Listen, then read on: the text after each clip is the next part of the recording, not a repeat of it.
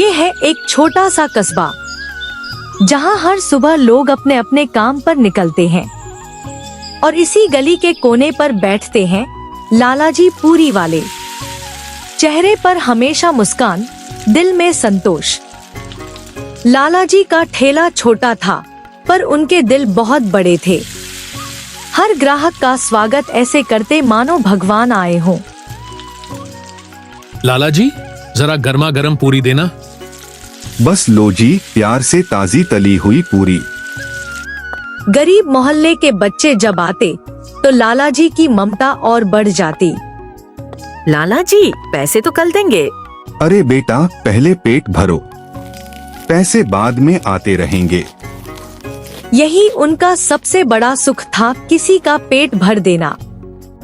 घर छोटा था लेकिन साफ सुथरा। पत्नी कभी कभी सोचती, सुनते हो जी, कभी मन नहीं करता बड़ा घर हो, सोने के बर्तन हो। घर बड़ा हो या छोटा, मन बड़ा होना चाहिए। भगवान ने जितना दिया है वही सबसे बड़ा धन है। एक दिन कस्बे का अमीर व्यापारी सेठ मोहनलाल लालाजी के ठेले पर आया। वो बड़ी गाड़ी से उतरा, महंगे कपड़े पहने थे।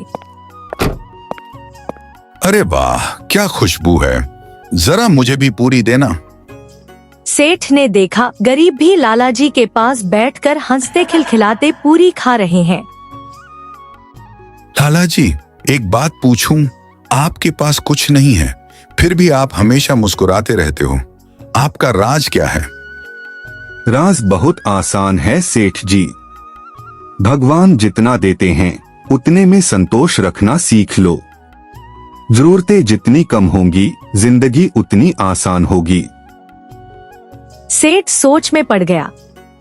करोड़ों का मालिक होकर भी उसके पास वो सुख नहीं था जो इस साधारण इंसान के पास था।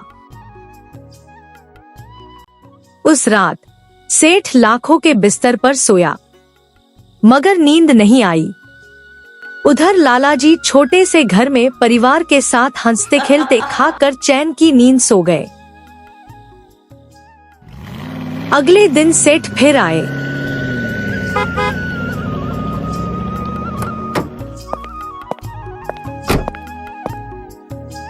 लालाजी, मैं करोड़पति होकर भी सुखी नहीं हूँ और आप इतने छोटे ठेले वाले होकर भी हमेशा खुश रहते हो। मुझे भी ये सुख चाहिए। सुख बांटने से बढ़ता है सेठ जी। जितना है उसमें संतोष रखो और दूसरों की मदद करो, यही सच्चा सुख है। अब सेठ जी भी गरीबों को खाना खिलाने लगे और उनके चेहरे पर खोई हुई मुस्कान लौट आई। लालाजी भले ही ठेले वाले थे, मगर सोच से वो सबसे अमीर थे। याद रखो दोस्तों, भगवान जितना देते हैं उतने में खुश रहना ही जीवन का सबसे बड़ा सुख है। संतोष ही असली धन है।